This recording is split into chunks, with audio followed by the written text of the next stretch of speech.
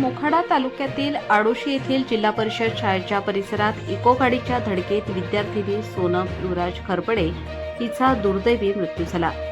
या दुःखद घटनेनंतर विक्रमगड विधानसभेचे विद्यमान आमदार हरिश्चंद्र भोये यांनी सोनमच्या खरपडे कुटुंबियांची भेट घेऊन सांत्वन केले।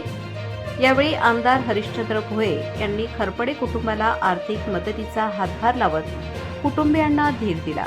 या दुःखाच्या प्रसंगी आम्ही सदैव तुमच्या पाठीशी आहोत।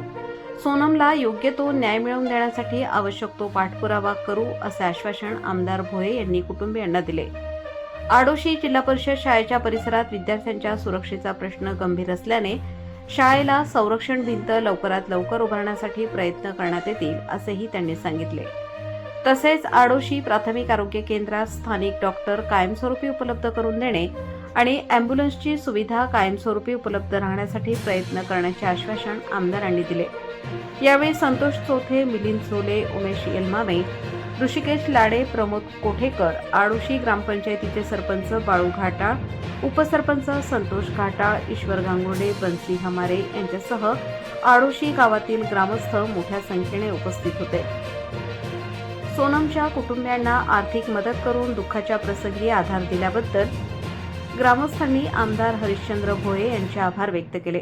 तसेच शाळेची संरक्षण भिंत, कायमस्वरूपी डॉक्टर व अँब्युलन्सची सुविधा याबाबत दिलेली आश्वासने लवकरात लवकर पूर्ण व्हावीत अशी अपेक्षा ग्रामस्थांनी व्यक्त केली असे आमदार हरिश्चंद्र भोये यांनी प्रबंधभूमीशी बोलताना सांगितले आहे। प्रतिनिधी रघुनाथ गांगुर्डे, पालघर। सर नमस्कार। आज आपण जे मोखाडा तालुक्यातील आडोशी ग्रामपंचायतीपैकी आडोशी गावामध्ये तुम्ही आज या ठिकाणी आलात।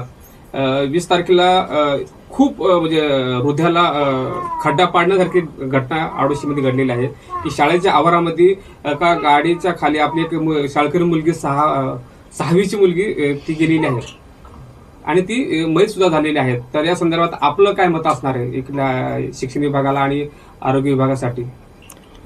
नाही, आज आडोशी गावामध्ये इयत्ता 6वीमध्ये शिकणारी मुलीची बातमी कळली। अतिशय दुःख झालं। एक होतकरू मुलगी त्या अपघातामध्ये तिचं निधन झालेलं आहे। मी तिला श्रद्धांजली वाहतो आणि या ठिकाणी आज सांगू इच्छितो की ती मुलगी शाळेत जात असताना तिकडनं एक वाहन आलं आणि त्या वाहनाने तिला धडक देऊन तिचा मृत्यू झालेला आहे।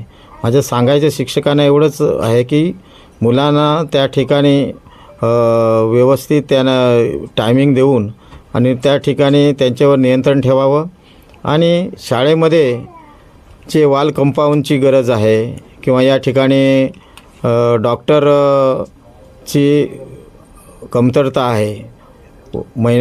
हप्त्यातून 3 दिवस डॉक्टर येत आहेत। मी संबंधित माणसांना त्या ठिकाणी किंवा अधिकाऱ्यांना त्या ठिकाणी सूचना केलेल्या आहेत की यांची व्यवस्था करावी। ही जी मुलगी आहे ती सोनम युवराज खरपडे आहे। 12 वर्षाची ती होती आणि ती त्याच्यामध्ये मयत झालेली आहे। प्रशासनाने याची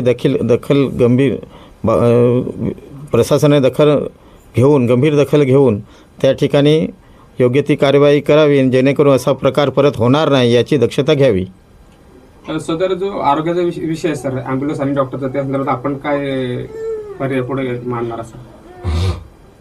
जिल्ह्याचे जे DHO आहेत यांच्या मध्ये ही सगळी जी इथल्या लोकांचं म्हणणं आहे या ठिकाणी पूर्ण वेळ डॉक्टर हवा आहे। आडोशीला आरोग्य पथक आहे, त्या ठिकाणी डॉक्टरची कमतरता आहे। 3 दिवस डॉक्टर येत आहेत या ठिकाणी, तर तो पूर्ण वेळ डॉक्टर मिळावा अशा प्रकारचे DHOना त्या ठिकाणी सांगितलेलं आहे आणि ते लवकरात लवकर त्याची व्यवस्था करतील असं त्यांनी मला आश्वासन दिलेलं आहे।